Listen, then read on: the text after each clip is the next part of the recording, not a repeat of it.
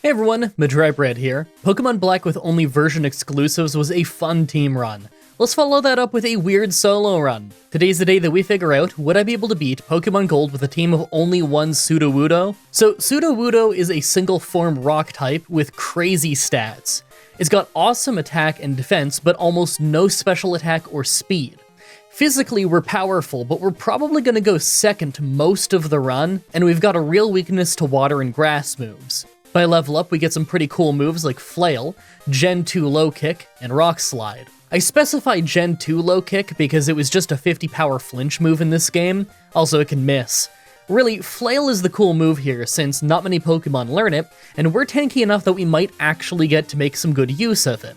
By TM, we can learn some good moves like Earthquake and Rollout, but really, we don't get much type coverage. We can get the elemental punches, but they're all special in this game, so nearly useless for us. I think we're mostly going to use level up moves this run. Like always, I'm writing the script as I go through with the challenge, so all this part is being written before I've started. Everyone comment down below and guess if I can win or not. I figure Lance won't be too bad, but I don't think we can beat Red at the end. We're just so slow and can't really counter most of his team. I figure Espeon and Blastoise could get us stuck forever. Let's explain the rules. In combat, I can only use Sudowoodo. I need other Pokemon to use HMs, but I won't be allowed to use any of those Pokemon in battle. No glitches or exploits, no items in battle, only Pokeballs, held items, and items outside of combat are allowed. Also, if you enjoyed this video, be sure to like, subscribe, and ring the bell for more. Let's do this. So, right off the bat, I use the Universal Pokemon Randomizer to replace Cyndaquil with Sudowoodo so that I can do the whole run with it. I picked to replace Cyndaquil so that our rival would have Feraligatr, probably the hardest for us to fight. I name him Trudowoodo, which you can either take it as a joke about being a real tree, or as a Canada joke, depending on how you look at it. Get it? A tree? Like Christmas? This is your pre-Christmas episode. The real Christmas episode is next week, don't worry.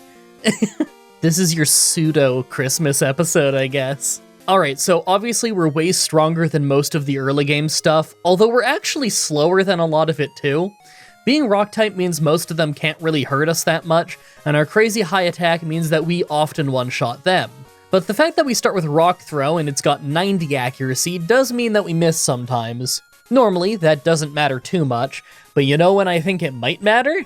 The Flying Gym. We're slow, and they have Mud Slap. It's both super effective and makes us less accurate. We will for sure one-shot them, if we hit. This can't be too bad though, right? I'm sure that I'll get there at a lower level than normal since there's no way I'm going to be doing Bellsprout Tower. I hope that doesn't impact us too much. Alright, so we did get hit by Mud Slap, but we lucked out on the very first try, and we simply never missed, so we squashed them. It could have been a lot worse. Well, the next gym coming up is a Bug Gym, so I figure that's going to be pretty easy. We're even double super effective against Scyther. I figure there's no way they can do any serious damage to us. Our rival, though? I'm not sure. I think Water Gun will be his most dangerous move, and that might not be too crazy, but there might be a bit of luck with the Ghastly at the start. It's hard to say. Still, I think it might be okay. The ghost types that I'm worried about aren't until later at the Ghost Gym, when we're probably going to be slow and constantly put to sleep, but I guess I'll worry about that once we're there. So first was the Bug Gym, and of course it was just a sweep. We knew it would be. We took a tiny bit of damage from Scyther, that's it. How's the rival gonna go, though? Well, this blew my mind. On the first try, we lost pretty easily to Water Gun, so I equipped a Berry and went to try again, just for Croconaw to use Rage every turn, for no reason. Seriously, I have no idea why he did that. I don't think he picks random moves or anything, he just totally wasted 3 turns with Rage, and I don't know why. Gen 2 Rage isn't like Gen 1 Rage where you get locked into it, he could have picked a different move at any point, he just didn't. Alright, well, we're on our way to the normal gym now, as well as some new TMs. Now, I could learn the elemental punches, but our special attack is so horrible and those moves weren't physical in this game, so I figure that it's not worth it. I will pick up both Dig and Rollout, though. Dig is pretty weak at only 60 power in this game, and Rollout won't be as strong as Rock Slide, but that's alright. Dig will get the job done until we can get Earthquake, and Rollout will be good for sweeping the really scary stuff later on. If I need it. I don't know. I also made sure to grab a Quick Claw, since we're likely going to have speed issues the entire run. Let's go take out the normal gym and see how the Ghost Gym goes. So first is the normal gym, and we went into this with less than full health. I've got low kick, so I figured it would be trivial, but between the first hit of rollout critting and just how fast it builds power, we actually almost fainted. We still won on the first try, but that was kinda close. Low kick is a lowish power fighting move that can cause flinching in this gen, so the weight of the target doesn't matter for the damage calculation. How will the Ghost Gym go though? I've got the feeling that we might lose a lot of runs to Curse and Hypnosis. So I lost the Ghost Gym the first couple of times due to being slower than them, and usually getting hit by Curse right away, just to later get put to sleep. In Gen 2, you don't take Curse damage on turns where you get a knockout, so as long as we spam Rock Slide, we don't get hurt by it. But as soon as they get to put us to sleep, we're doomed. On the third try though, we have amazing Quick Claw luck, letting us go first tons, so we just get to take out his whole team pretty easily. Well, that was lucky. It's not exactly a hard fight, it was just a luck-heavy one, and the luck played out in our favor early. Okay, so as usual, we can do the Fighting Gym, Steel Gym, and the Ice Gym in any order we want now.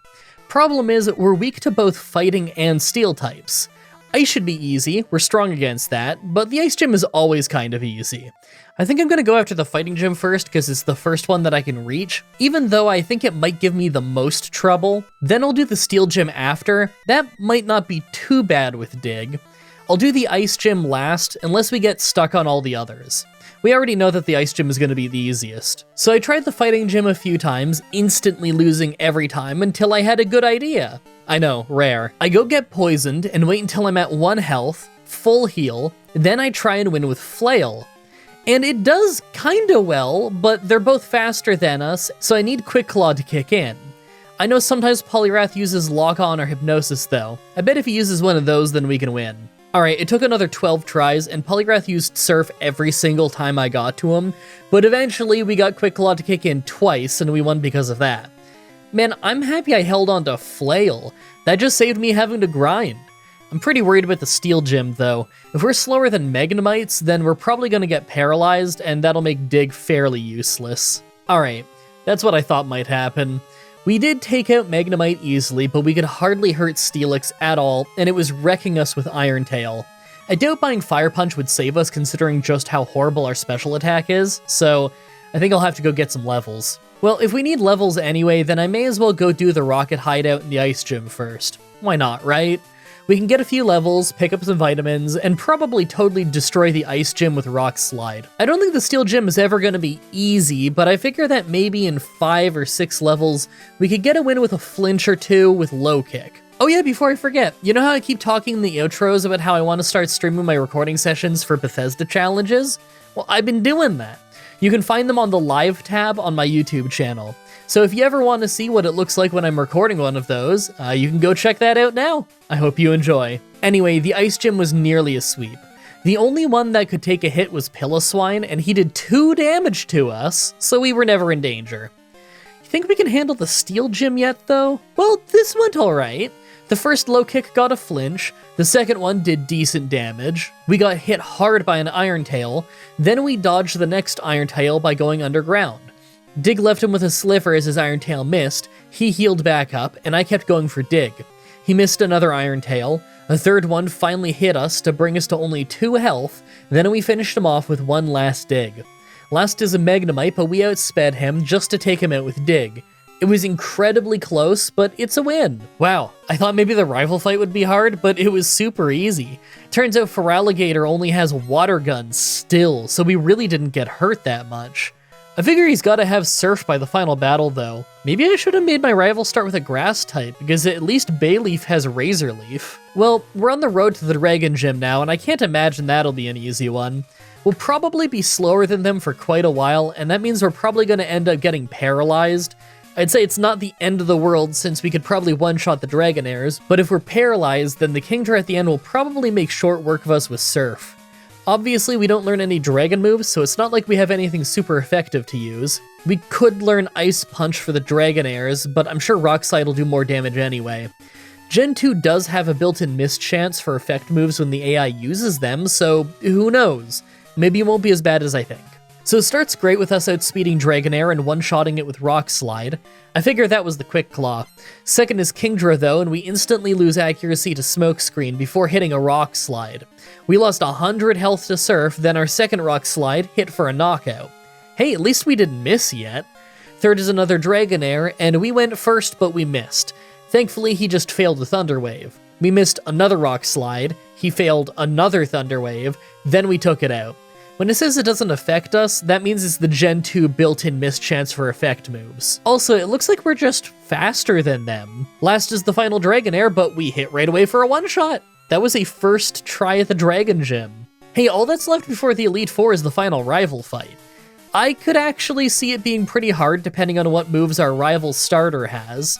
I kind of forget if he has Surf or not for this fight, but I figure he must have it by now.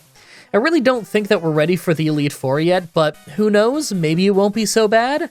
I actually think Lance himself will be pretty easy as long as speed isn't too much of an issue. His whole team is weak to Rock, so we have the perfect move for him.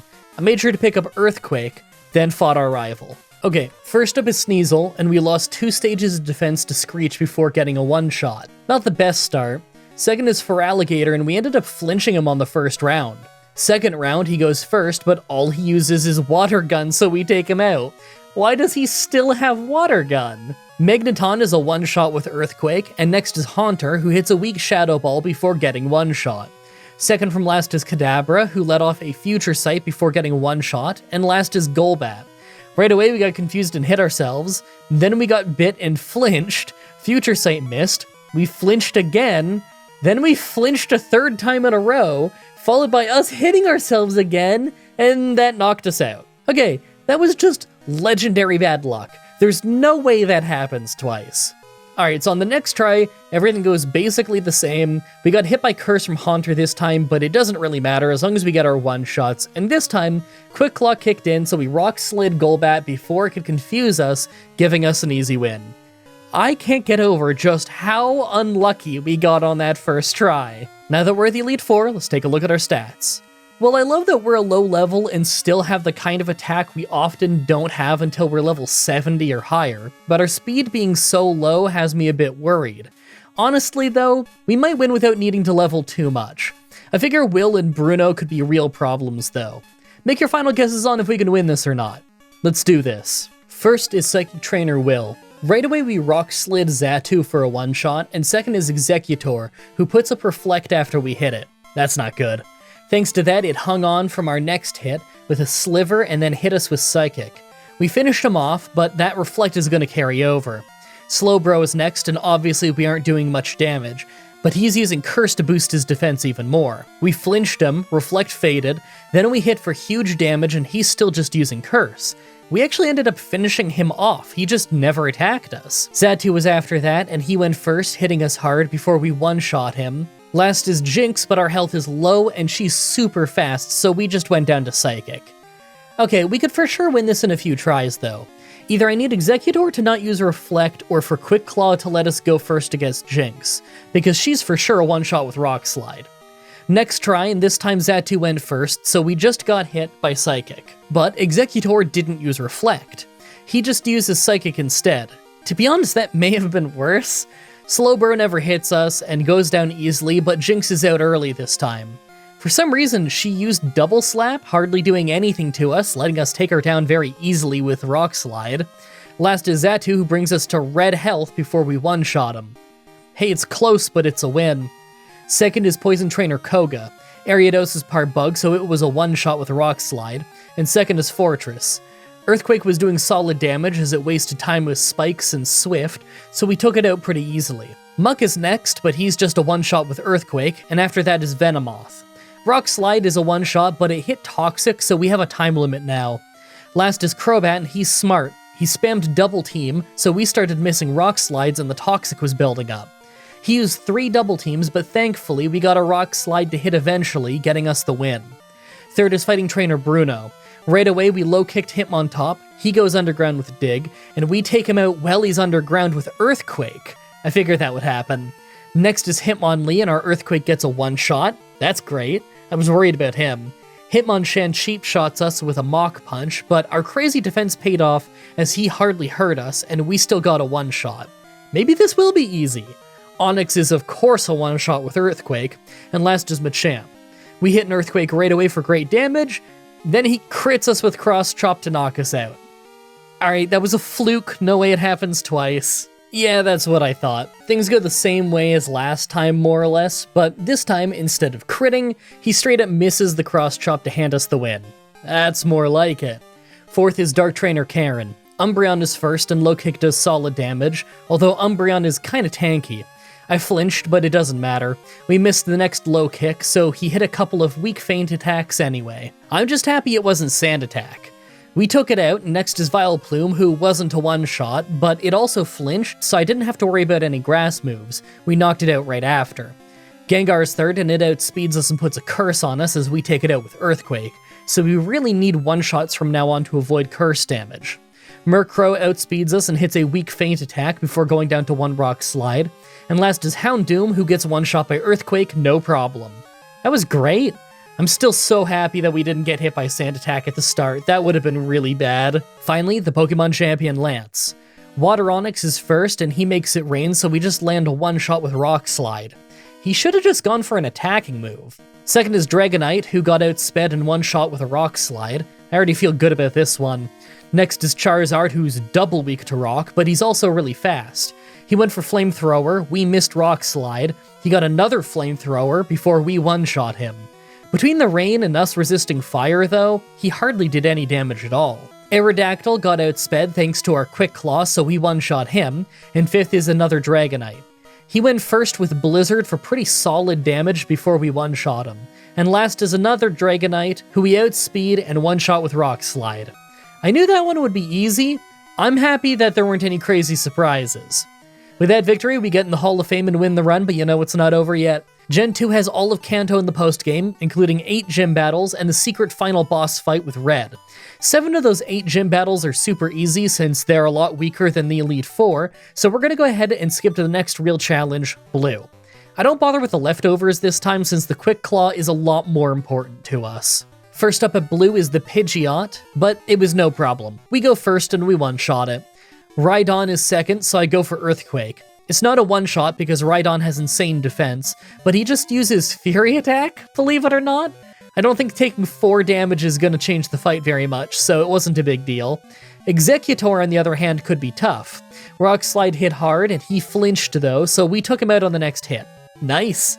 Fourth is Alakazam, who's obviously faster than us and hit pretty hard with Psychic before we one-shot him, and fifth is Water Onix. He ended up being faster and hitting a Hydro Pump to take us out though. You know what? We can totally win this. Either if Quick Claw kicks in so we go first to one-shot him, or if he just misses Hydro Pump. Let's keep trying. A couple tries later, and everything leading up to Water Onix goes the exact same other than that Alakazam didn't hit us thanks to our Quick Claw. The funny thing is it didn't matter this time because Water Onix just used Rain Dance instead of attacking us, and last is Arcanine, who obviously is a one-shot with Rock Slide. So the only one who hit us was Rhydon for 4 damage. That could not have been easier. Time for the final fight with Red. We get into level 69, and it starts very nicely as our Quick Claw lets us go first to one-shot Pikachu with an Earthquake. I doubt he'd have hurt us very much, but I'm just happy that we didn't get hit by Charm. Second is Espeon though, and we're slower and take massive damage from Psychic. If we could get Quick Claw on the second turn, then I'm sure we could have made him faint, but I don't see how we'd beat Blastoise later in the fight. Let's level up to 75 with some rare candies. I figure that the real attempts will start somewhere between level 75 and 85. Level 75! First off, this is how most runs go. If Quick Claw doesn't kick in, then we lose most of our health to Thunder, take out Pikachu, and then go down instantly to Espeon. After a couple of tries though, we got this run where we took out Pikachu without getting hurt, and Espeon used Reflect instead. We had enough health to take him out because of that, but it means that as Venusaur comes out, we couldn't do much damage, even with good Quick Claw luck. We're slower of course, and Solar Beam took us out. I'm not sure if I can get faster anytime soon because of our low base speed, but we can at least get stronger and see if we can take more hits. Level 80, and this is still a nightmare. We literally can't get past Espeon unless Quick Claw helps us. We need either Pikachu to miss Thunder or fail Charm, then we need Quick Claw to save us on Espeon, or we don't even get to Venusaur. And in the rare cases where we do make it to Venusaur, it's still just a loss. I think I could survive another Psychic if I got a few more levels though. Level 85, and we're at the point where we can now survive Espeon without Reflect as long as Pikachu doesn't hit us. And we actually come incredibly close to one-shotting Espeon, but we don't, so we end up with almost no health by the end. Now, on this try, Quick Claw let us attack first with Rock Slide, but we missed, so it still didn't matter, and Solar Beam got us right after since Venusaur is still faster. This is brutal. I was hoping that an early Rock Slide could maybe get a flinch. Okay, well, even without Quick Claw helping us, I know for sure that we could one-shot Espeon by level 90 and thus take less damage. Maybe then we'd stand a chance. By the way, can I just say that I have the worst luck in the world? After 6 tries in a row where I had Rock Slide miss at the worst times, I got this one where Quick Claw kicked in at the perfect times to get us to Venusaur with full health, just for him to use Sunny Day and then crit us with Solar Beam, so we went down anyway. Yeah, I'm gonna go up to level 95. I've gotta be faster than at least one of these Pokemon, or I'm gonna be here all night. This is brutal! Level 95 and we're still slower than everything. I figured that we will be at level 100 too, but I'm still gonna bump up to that just in case. It's possible that Venusaur could be a one-shot at level 100, and that would save us from Solar Beam, but I think it's more likely that being level 100 will still leave us with a sliver. This won't be easy. Okay, a few tries into level 100 and we finally get Quick Claw to kick in against Espeon again, and it kicks in on Venusaur too. It wasn't a one-shot, but we got a flinch, so that was nice. I was hoping that he'd go for Solar Beam, but he did Synthesis to heal instead, so we just took him out with Rock Slide. This is the farthest we've gotten. Now, we went first against Blastoise and hit a big Rock Slide as he started Rain Dance, so I thought we were faster, but it turns out that was the Quick Claw. On the second round, he brought us all the way down to only 77 health with Surf before we finished him off.